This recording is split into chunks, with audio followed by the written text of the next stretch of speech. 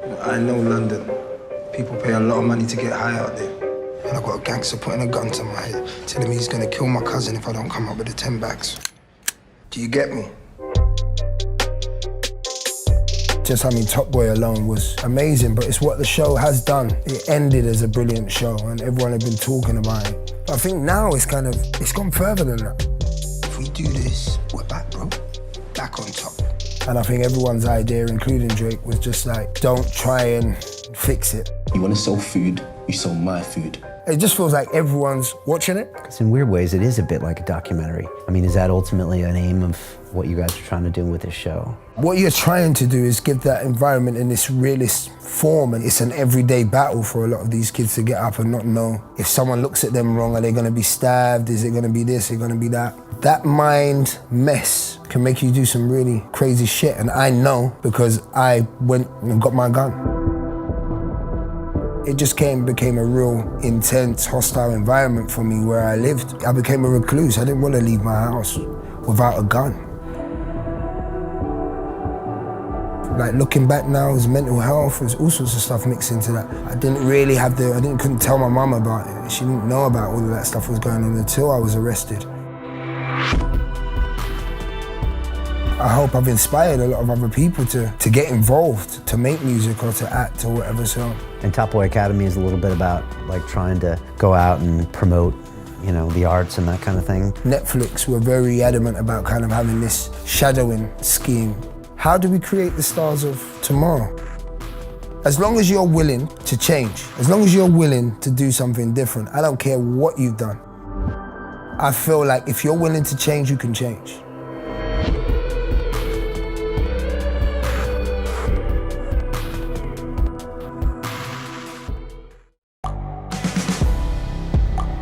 The world is changing. Inspiration is everywhere. It has never been so easy to connect, share, and bring people together. We're learning from others and finding the best in ourselves. Challenging our beliefs. Sharing our vulnerability. Overcoming our fears. Transforming ourselves so we can transform the world. How far can we go? This is London Real. I am Brian Rose. My guest today is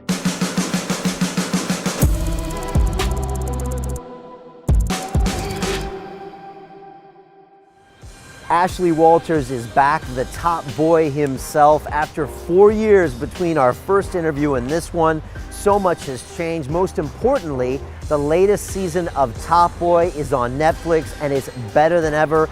It's so incredible. I was so moved watching the 10 episodes of this series because it represents part of London that the world doesn't know about. Sometimes they think of the Queen and they think of three-piece suits, but there's a whole culture here that's represented in Top Boy and shows so many powerful things. I love it because it's real, it's authentic, and Ashley and Kano and all sorts of other incredible actors absolutely crush it. And it was great talking to Ashley about everything, what it's like in his acting career, his early music career, how he parents, how he wants to produce content going forward. He's such an honest guy, such a cool guy. I'm just so proud that he represents this city in such an incredible way. If you haven't watched Top Boy, go watch it on Netflix now and then watch this episode. And for the rest of you, sit back and enjoy Top Boy himself. This is London Real. I am Brian Rose. My guest today is Ashley Walters, the British musician, actor, and producer. You are best known for playing the lead role in Top Boy, the Netflix show and modern cultural phenomenon that was revived after a 6-year hiatus with help from the Canadian rapper Drake. You first entered the British music scene in 2001 as Asher D from So Solid Crew with the #1 single 21 Seconds at the age of 19. And after an extended break, you've just dropped your new single titled Top Boy. This year, you earned your first producer credit on your TV show Bulletproof and hosted the inaugural Top Boy Academy, which aims to give back to the community and pioneer a rise in new talent across London and the rest of the UK. Ashley, welcome back to London Real. Oh, thank you. Thanks for having me. Good having you back, man. Brilliant intro.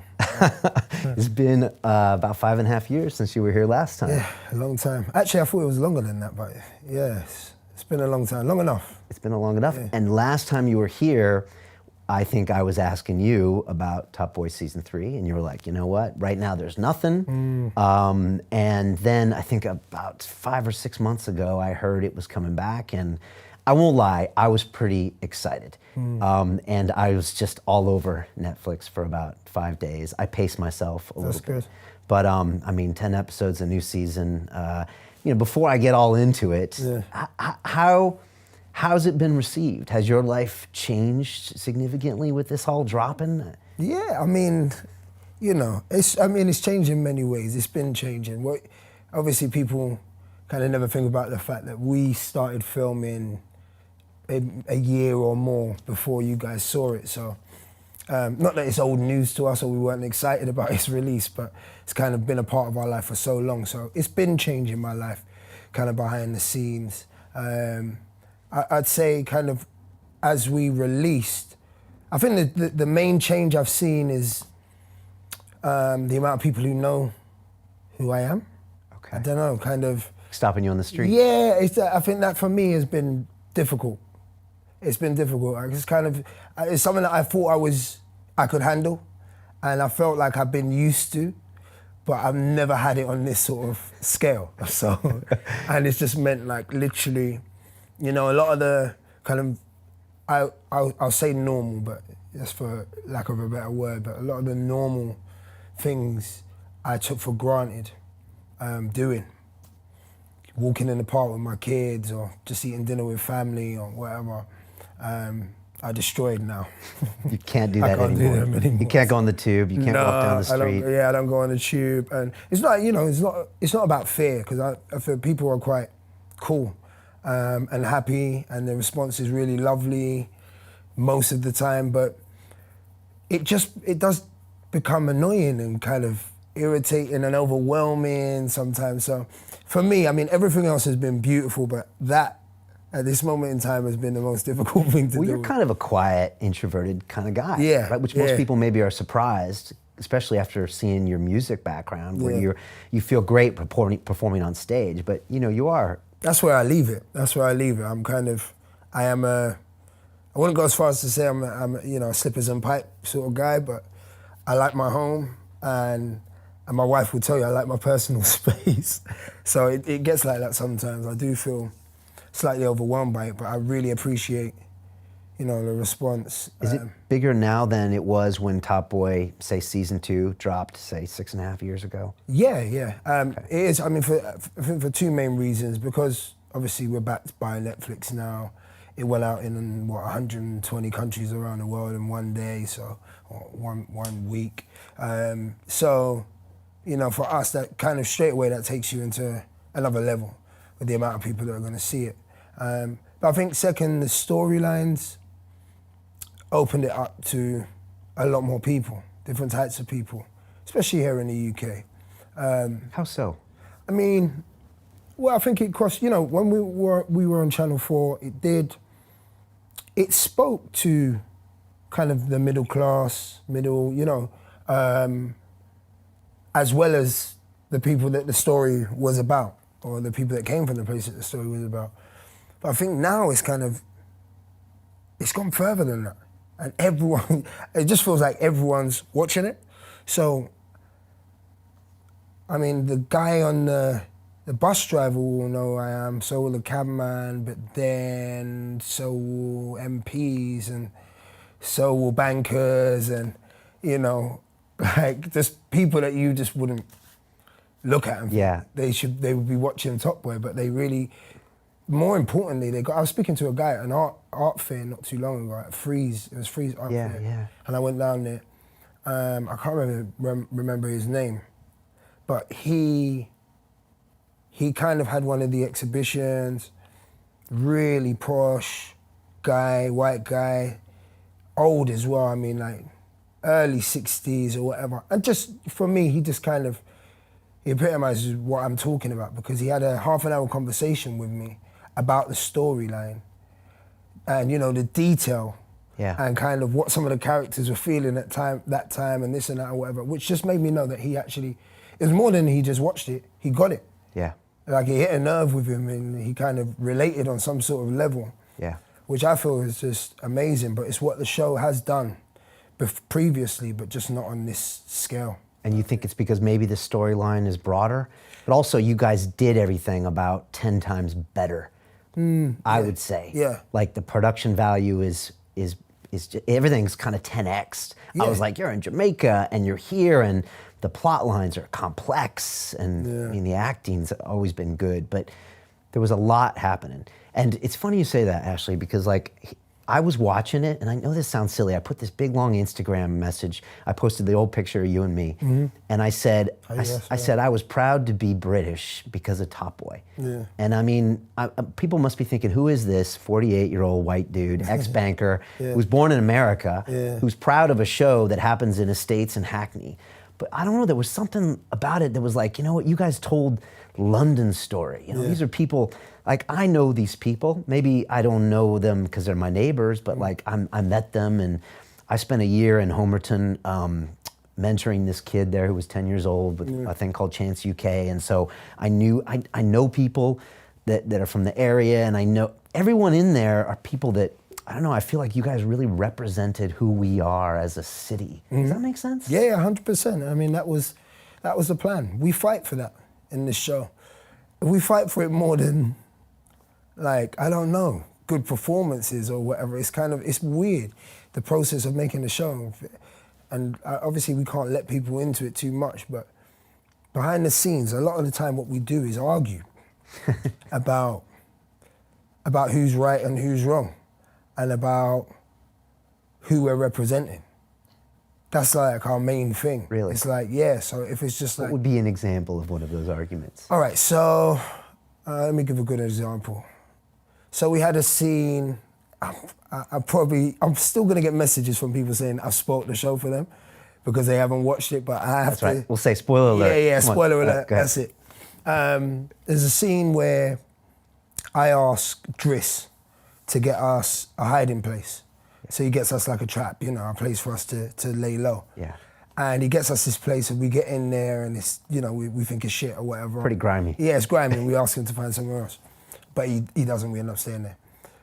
But the whole thing was the day we first went to that location to shoot, the art department had taken it upon themselves to leave empty pot noodles, you know, cups, sweet wrappers, clothes thrown over the floor, you know, drug paraphernalia, foil, and shit like that. And we were like, literally, we said that we're not gonna film in this location. We felt, I mean, we didn't actually get what we wanted, but it still worked because we felt that because we'd made so much money, you know, it's 2019. People are quite extravagant. We could have easily rented a room in the Sanderson and be hiding. Do you get what I'm saying? Like, for people to look at us, to find us or whatever. Why was it necessary for us to find you know, it's not like we were selling drugs from there or whatever. We're literally just hiding. Yeah. So we just felt like, why didn't we go to the country? Why didn't we rent a house there or do this or do that? And we just felt like that was more about people slipping into stereotype and stuff like that. Do you know what I'm saying? So we literally came on set and me and Kane were like, we're not gonna shoot it. We had a discussion about it before and we were like, we're not shooting it. You know, they have to make this place look better. So literally they spent like 3 hours tidying it up and just getting it to what you guys saw it as. But before that, it was like a tip.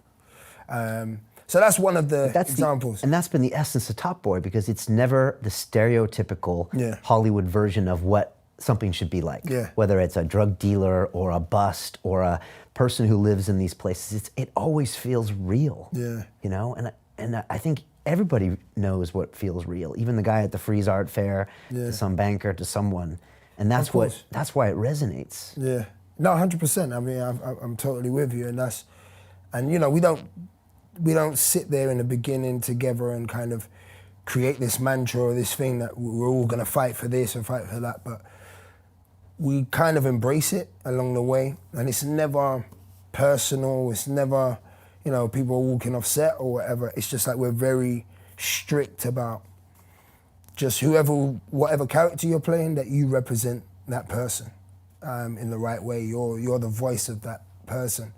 And yeah, if you don't do that, you know, it could be, it could go the wrong way. Does it help having guys like you and Kane who either came from the street or also know people from their music and also have to get the feedback, as opposed to some actor they would just bring in to play this part that would then go back to their life somewhere else? Yeah, 100%. I feel like, I mean, this has been it's been a gift and a curse for me and Kane, because for nearly 10 years we've had to live it, because we're not that far from, you know, the places that and the people that we're representing, just like you said. So it has been tough for us. So maybe that's one of the reasons why we're so strict about it, is because we still have to see these people and live with them, and some of them are our families, our friends, and whatever. So it is really important, and I think it does help having us there. But also, I mean, I can't take full credit for it, because we hire, we bring into the show a lot of people that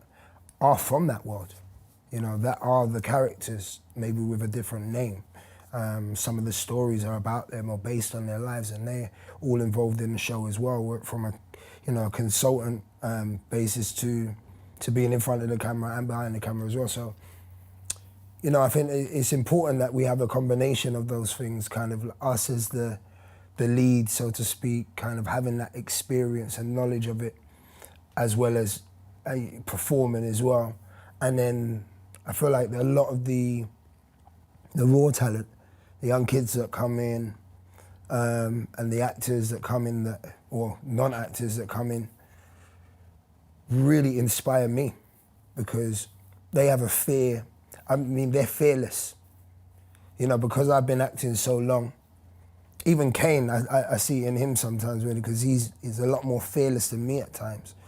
And he teaches me to reminds me of how fearless I need to be at times, because I've been doing it so long, you kind of get caught up in technicality and, just trying to be the voice of reason sometimes and this and that, and you quickly are reminded by these guys who come in and just do what they want, and the director's kind of like, and you're like, oh shit, yeah, that's the energy you need to bring sometimes, so it's good.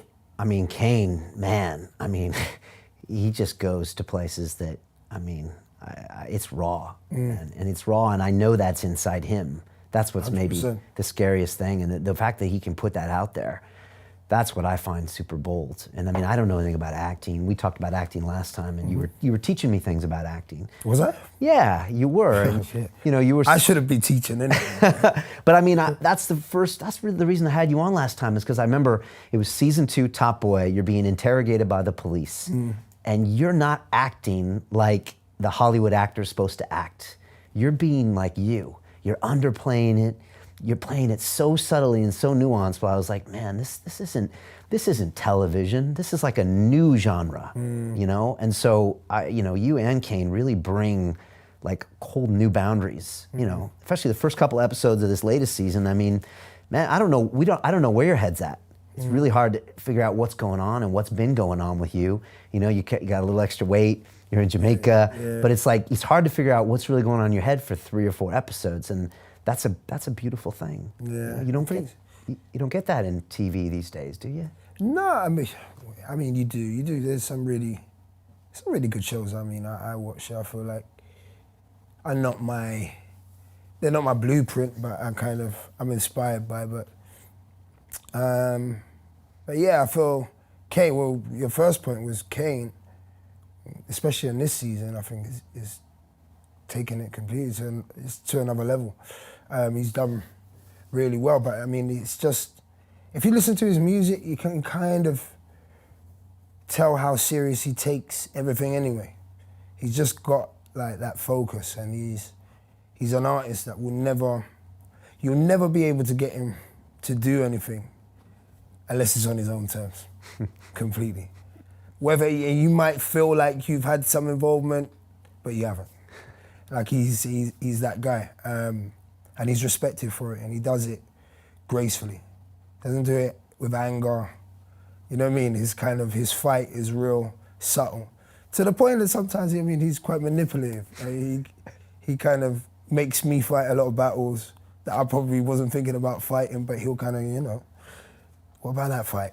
And I'll kind of take it on, but, you know, together we create something special, and I feel, you know, he's really excelled as an actor.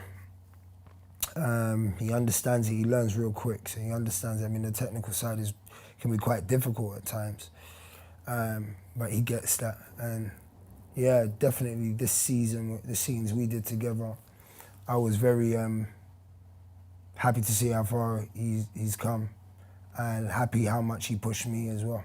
He embraces them like a method more. Yeah, 100%. I mean, he's. It's not completely fun with him on set. I mean, I get more access to him than others, but a lot of the other actors walk away like. Does he stay in character? He doesn't like me. He doesn't like me. Okay. And Is he in character on set? Yeah. Oh yeah. my gosh. Yeah. Okay. So. I mean, it's scary enough in the show. Yeah. Imagine it'd be nice to be around him otherwise. And he accesses that darkness in like a big way. Pretty right? dark, yeah. Yeah. I mean, it was pretty raw. I was like, wow, man, I was feeling it, you know, when he was there on screen. Yeah. What was it like having all the Netflix behind you? Because they had much bigger budgets, and this was 10 eps. I went back and watched season 1 and 2 afterwards, and I realized, man, those were only 4 eps each. And then this one was just obviously big locations, other countries. Like, did it feel different? Yeah, 100%. You can't deny the fact that the Netflix wheel is one that is, you know, you can't go, you know, at this moment in time, it's hard for anyone to go up against it, and they're just so powerful and they're everywhere, and you feel that presence kind of when you're filming. But the beautiful thing as well, I mean, I'm saying that they were there, they were supportive, the budget was obviously bigger, as you said. Not too much bigger, mind, but you know, what you see on screen, there's a lot more money there. But at the same time as their presence being quite, you know, huge and kind of them taking care of us, they didn't get involved too much with creative decisions. Maybe in the beginning, like the narrative and just making sure scripts were, you know, right, storyline was right. But other than that, they were pretty much, you know, when it came to filming and the whole process, just supportive of what we needed to do. And I think everyone's idea, including Drake, was just like, don't try and fix it. You know, whatever it was that you guys did for season 1 and 2, do that. But just on this budget sort of thing. Because there is a risk. You bring Netflix in and it becomes something you don't want it to be. Yeah, exactly. I think we were all mindful of that. That it didn't need fixing. It ended as a brilliant show, and everyone had been talking about it until this point. So we just needed to deliver on, you know, was it worth the wait, and what were the storylines going to be? And we knew the storylines were great. So yeah, it was just about everyone kind of being on their A game and executing, and they did. And we had some amazing directors as well, I have to say that. So yeah, so Ronan Bennett obviously wrote it, and he's there, but then you had a bunch of different directors. We did, so we had our first 2 directors. We had 4 directors altogether. 2 kind of new up-and-coming directors from the UK, and 2 kind of new up-and-coming directors from the US, which is, I mean, I think it was a good contrast. I feel you can see the difference throughout the eps, or personally I can, and maybe that's cool because I'm in it. But I've had a few other people say that as well, in style, so you can see the difference. And but I think it was good for us to do it that way. It gave a real kind of international feel to it, because the actual show was set up. So the first 3 episodes were shot by Ronaldo Green, who's an American director, US director, and he set up the first 3 episodes. So pretty much it was his job to kind of set up the texture, how it looks. You know, he's casting the main characters in the first 3 episodes, which, you know, those characters go on throughout the show. So it was down to him to kind of set it up, and I think he gave it that international feel. But he's quite an intimate. He's quite intimate in the way he directs. Anyway, So he had elements of, like fly in the wall, kind of documentary sort of style that we used when Yan was doing it. I feel he had elements of that in his style. So it met with what it needed to for what we needed. And then we had Nia, who was like our first female director for Top Boy, which was cool. And we had it was a whole female crew as well. Wow. When she shot, which was new for me and a really good experience, actually. And I don't want to be one of those guys to say it, but it was like the best environment on set. Why? Because I suppose a film set can be quite ego-driven. There's a lot of testosterone at times. Men fighting for control and that sometimes, you know what I mean? And everyone wanted to be right. And I think the atmosphere was just different. It was just a lot more relaxed. And I mean, maybe some of that was because I remember being reprimanded a few times by our DOP. Because at times I'd be quite like, it's times when I get like, I'm getting stressed or whatever, I can be quite loud. And not in a way like shouting or being aggressive, but I'll start singing or rapping or just doing something that maybe annoys other people on set. And I just remember being told a few times like, yeah, calm down. You know what I mean? And it's like, actually, yeah, cool. I need to focus anyway, sort of thing. So yeah, I mean, that was a nice environment, but I think the episodes as well, kind of, those two particular episodes were maybe a different style to the others that we saw. A lot more picturesque, a lot more steady, There was a lot more beauty to it. Whereas the others are a bit more, you get closer towards the end, they get slightly more claustrophobic, less music, you have to listen more or whatever. Whereas the beginning, I think, is it's just a nice, easy way to get into the story.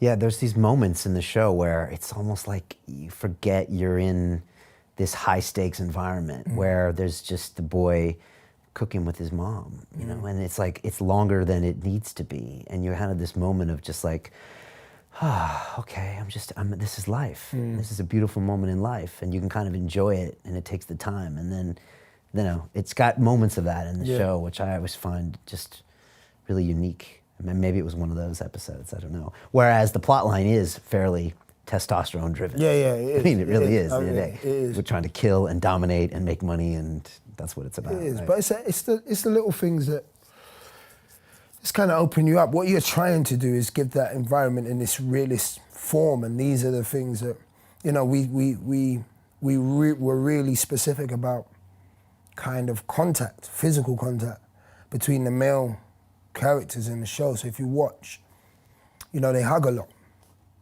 The brothers will be laying on each other and whatever, and they'll be talking about some real, like, male shit. Like when they, you know what I mean? But it's just kind of being friendly and comfortable with each other as brothers and hugging and showing that sort of love on camera between young black boys, especially in London, I think is, first of all, it's true. It's real, but it's just something that people don't see. The people that don't know people like that, or don't have friends like that, can easily have a very demonized view or opinion. And breaking those barriers is not always just about, you don't have to lie and have little black kids from the block in suits to make people feel like they're less threatening or whatever. Actually, you can just show them in their real environment, like they do, sing and dance with their mum in the front room in front of the mirror, or, with their brothers, or play around or fart on each other or do stupid shit like that. So, and that's kind of just what that was about. It's just like This is kind of Jamie's brothers and stuff when they're cooking with each other and messing with each other. Yeah, it's just like... There's a lot of love in that family, Of course. And just imagine, you know, I think it's hard for people to believe, but it's the truth that people, they'll be at home and they see their parents or whatever, and then they go and commit a crime. Like, that's their job to them. And that's how it happens. So it kind of, it makes it, I suppose you then start to see actually what motivates people, and you know who they love is kind of a lot of the time is connected to what they do and why they're doing it. And I suppose in some place you empathize, sympathize. I don't know, but because in weird ways it is a bit like a documentary. And like an MP watching or a Frieze Art Fair connoisseur watching maybe can say, oh, maybe there's nuance here to these people and the lives and crime, and maybe it's not all bad people commit crimes and good people don't. Yeah. Maybe it's just a symptom of in people's environments. Exactly. I mean, is that ultimately an aim of what you guys are trying to do with this show? I'm not allowed, I mean, I'm not allowed to say that that's a name. I wouldn't say that was a name anyway. Because our ultimate thing is to make a TV show. Do you know what I mean? That is entertaining. I feel when people say things like that, or focus on things like that, I think it holds things back slightly, because I feel there is a slight pressure on shows that are deemed to be black shows, to be righteous, moral, you know, and all of the above, but I feel that holds back creativity. Yeah. You know, I feel like there's, especially now in like the early stages of my writing career, because I'm going into my writing directing career now, and it's completely different from, I always thought like, they're connected. Once I'm ready to do it, I'll be able to do it, it's nothing. But actually I'm having to learn a new thing, learning to be a different person, and my stories that I want to tell, or the way I want to tell stories, are actually based on all the things I've learned up until this point. And until I get that out of my system, I won't be able to, I can't think of doing science fiction or anything like that at this moment in time. To me, that's just like crazy. Why would I write, you know what I mean, make anything up? Like, because I've got so many stories to tell about being a dad, about kids, about, you know, my upbringing and this and that, whatever, which will all kind of be related to the roads, where I grew up, you know, some of my friends and my past. And maybe there'll be people that go, well, why you always gotta talk about drugs, or why you always gotta talk about this or whatever? But actually that's therapy for me, is my transition into being able to talk about other stuff, because I've got to experience it first. Yeah. You know? And it's real to you. Yeah. Yeah. Yeah, it feels real to me. And so you don't want to ever feel burdened to be overly righteous about what you're doing. You want to also be just honest. Yeah. Right? And be true to the script. Yeah. And just try to present it as real as it can be. 100%. And don't feel pressure like you're glorifying drug dealing and all this stuff. You're like, look, I'm telling a real story that was written by Ronan, and I'm trying to be as true as I can. Yeah. And don't try to judge me one way or the other. Exactly, exactly. I think we're all kind of striving for that sort of truth. Do you know what I mean? Somehow. And I think if you're not, then, you know, whatever you do, it's not really gonna connect. Yeah. And I think everyone, well, if you look in history and you look with most powerful, successful people, they've all had that moment in time, or been allowed to have that time where they were finding themselves before they became, do you know what I mean, the person that they are. I feel like, you know, history tells you, you know, the royal family and loads of other people have kind of been in positions where if you might look back on and feel like it's slightly, that's a bit weird, and they were doing that or whatever back then, but it's kind of, you know, people do a lot of things to get to the other side, and I just feel like censoring art at any point or whatever is just, it's not cool for the game. Yeah. You know, as much as you might not want to see, because there's loads of things. I mean, there's loads of music I don't want to hear, and there's loads of films and stuff that I feel like, why didn't they give me the money? And Do you know what I mean? I know someone who could have made a better film, but excuse me, that actually all those things are part of someone else's journey, and I can easily just close my eyes, Right. whatever. So people expressing their own truth is ultimately really important. Yeah. I think, yeah, it's funny, the older the guest I have on the show, the more people talk about the truth as being such an important thing, you know, because that's the only thing at the end of the day that's real, as much as you might not want to hear certain bits of it. And I have a lot of different people that sit in that chair. Yeah. And on the surface, you might think you know who that person is.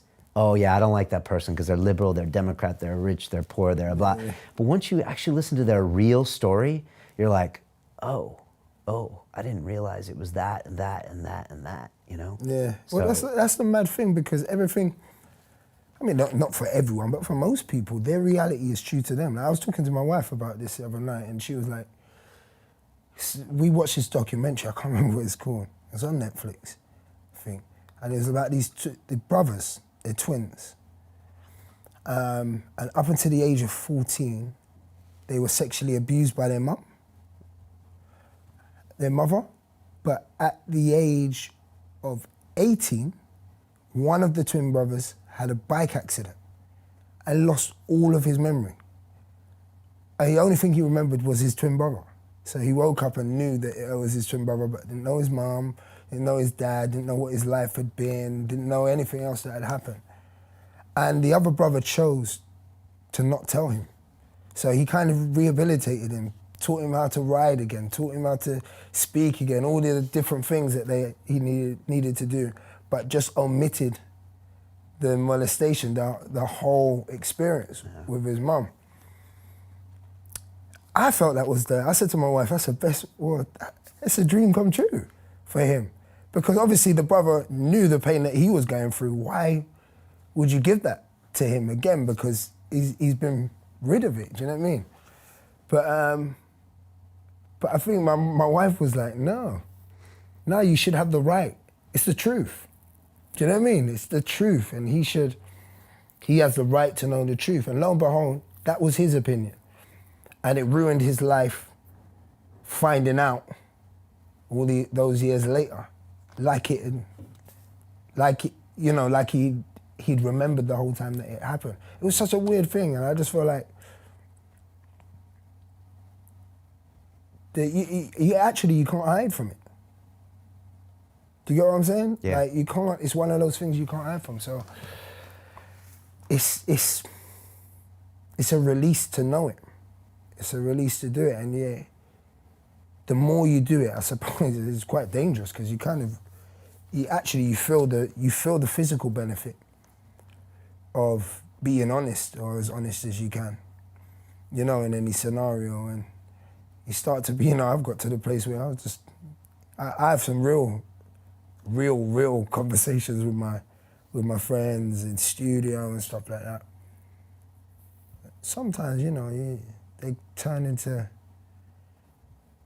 arguments maybe that you didn't know you were, like, that were, or about things that you didn't know kind of existed or whatever. But either way, kind of getting to the other side of those things are always great.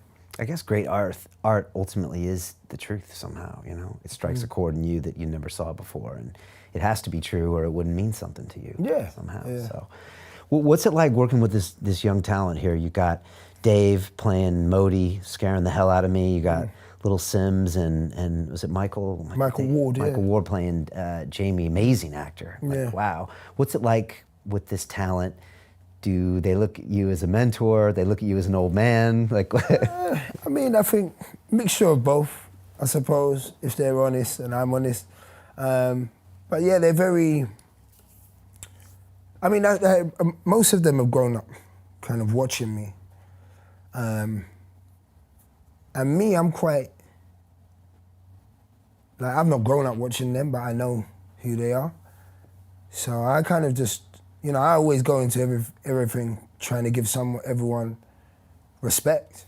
And I think what shocks them more about me is that they're kind of weirded out by how much I respect them. You know what I mean? So I always end up having these conversations with people, like, you know, I met Idris once and he was like, no, you're the man, bruv. And I'm like, bro, what are you talking about? Like, you're the guy. And he's like, no, but you're, and you kind of go away from the conversation like, oh shit. Yeah, actually people watch me as well. Right. Like, you know what I mean? You never kind of see yourself as that person. So it is, I think there's You a like lot to of pass that on to them, to let them know you're watching them too. Yeah, I kind of like, you know, it's good for everyone to know that they're all there on their own merit. Do you know what I mean? It's nothing, there's no, we don't do things, we didn't bring Dave into the show because he was Dave. Do you know what I mean? We had no idea about all the other things that happened for him after that just kind of coincided with the show or whatever. And but we always knew he was going to be successful. But we knew he was a brilliant actor. I didn't know it was him till after. Yeah. I mean, Jesus, yeah. He's great. I mean, he just goes, he's another, you know, he reminds me of Kane in season 1. It's just fearless. Yeah. It's fearless. You have to be. And it looks like, for me, watching him on screen, it's like, he looks like he's had like a good 5-6 years of experience already. But he You know what I'm hasn't. saying? But he hasn't. So Where does that come from? Does that come from performing? Because you were a musician, you were a performer, but they're different arts, aren't they? Yeah, they are. But I don't know whether, I think these days we are creating a different kind of artist that is kind of more all round. And I don't know whether that's through social media or, you know, just the way things are now, but like most kids can rap, sing, dance, and act now anyway. By the time they're 15. Yeah, they can. It's like, and I guess they're constantly performing because you're on social media. because you're on social media. Or somebody's interviewing here and there, Yeah, so it's yeah. more. Whereas back in your day, you'd either be on the radio or maybe on the stage or in a video, and that was it. That was it, yeah. If you were in it, you were kind of in it. If you weren't, you had to be going Sylvia Young and doing stuff to actually participate in media or in anything like that. But now it's kind of, it's in your hand, and people are kind of, you know, they're desensitizing themselves. So you meet a lot of these people that it's like their first time acting, and they walk on set like they've been on set 100 times before. They know what a trailer's meant to look like. Like, no, this doesn't look good enough. It's like, how do you know? You never had one. I saw it on Instagram. You know? It's like, it's that sort of thing is happening. So they're really prepared, really confident. Sims had experience before, I think, before she started, but we hadn't discussed that. But I feel she's a natural. She's so good. She's just so cool. She's so subtle. I love her. That's the thing. She how brings subtle that she is. subtlety that I feel like you and Kane brought to Top Boy from season 1, where it's the subtlety is what it is. Or is that a British thing? What is it? It's a combination of the two. I feel like that word has followed me throughout my career. I remember when I got my award for Bullet Boy, and I remember reading a write-up afterwards, and they coined a phrase, I can't remember, it was something like vague nouveau, or something like that, they said my performance was. And that's kind of been my thing. It's kind of, I'm always, you know, I have a hard time with directors on set or in castings, because they always feel like, well, we'd love to have Ashley Waters, and I come in and I kind of perform in front of them, and they're like, could you give me a bit more?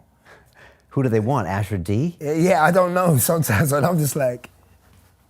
We were having this discussion last time Yeah. about when you were on the set of Get Rich or Die Trying, and the director was, you guys were having it out, and he was trying to get you to play a more animated, you know, paraplegic guy or whatever, and you were not having it. I mean, but when you're on stage, when you're on the 21 Seconds video, you're a performer. You're bringing it. You're entertaining. So it's always surprising to me that you just didn't say, "Oh, I'm going to do the same thing as an actor," but you took it to a different. Well, I've always wanted it to look real. Okay, but you were on the stage when you were 6 years old, so you know, does that have anything to do with it? But on the stage, you're supposed to go big too, right? Yeah, I mean, I've always been taught on stage, like you want to, that person at the back of the room needs to hear you and see you, you know, just like the person at the front, in the front. So there's always a level that you kind of, I've got to up it. And even when we're filming, like, you know, what I'm saying, I'm more experienced now, so I understand. When we're in the wide, I've got to perform a bit more. than I would in the clothes. I know my shots. I know when I'm doing what with experience. But my style is always to. I've always been one of those people that have cringed watching other things, and they're too over the top. And I feel like this genre in particular has a lot of that. Okay. Crime, reality, yeah, like crime, drama. reality, drama, hood movies, you know, that sort of thing. Always had a lot of, what are you saying, blood? Yeah, and all of this stuff. And I'm like, and sometimes it is exhausting. Like I've gone to cinema and watched films and I feel like, I don't feel like I've been given a story. I feel like I'm just exhausted. Is it insulting as well? It can be insulting, but even though, because you know, majority of the time it's not. I mean, if it's, you know, parodies, if it's comes from a place where, you know, people shouldn't have really been telling that story anyway, maybe, I don't know. But majority of the time, I'm just like, it's actually people from that world don't know how they look. Do you get what I'm saying? Yeah. Or maybe they've watched bad representations of themselves too much to the point that that's what they kind of go for. Well, art becomes reality and vice versa. Well, there you go. Right? Yeah. So I think like, yeah, there's just kind of, I've always been one of those people that are kind of like, all right, I've realized now there's a level. So if I put something on the screen at a certain level, it will look like that when it comes out. It doesn't look exactly the same. See, it's like the wind when you're playing golf. You have to measure it. You have to know who you're in the room with. Well, I can act with Kane a certain way on screen, but I can't act the same with one of the other actors if I'm working with them, because they might not be meeting me where I need them to, or I might not be meeting them or whatever. So you have to find you know, you're always constantly balancing to make it kind of have one sort of level throughout. But yeah, I hate being over the top, and you know, there's a lot of directors that won't work with me because of that. But I never get. I don't think I'll get an American job with a tape. I think I'm always gonna have to meet like the director or the producer or whatever. We're always gonna have a situation where we sit down and they can actually film me in person. Yeah. Do you know what I mean? Yeah, or they could watch Top Boy and then maybe get it. Maybe. Hopefully get it, maybe. It never works like that. No, it doesn't, okay. What is it, Clint Eastwood had that famous expression where he used to tell people, he said, don't just do something, stand there. That's what he said was his mantra when he did the spaghetti westerns. Because if you look at him when he's the spaghetti western guy and the, you know, the good, the bad, and the ugly, literally sometimes he is just standing there. He's not trying to do something. He's not trying to look tough. He's not, sometimes he's literally just standing there, and yet it's the perfect thing. You're like, what the hell what's going on with this guy? You feel something, you know, it's those subtleties that makes it beautiful and timeless, you know? Whereas if he had tried to overact, it would have been over the top. Yeah, so. yeah.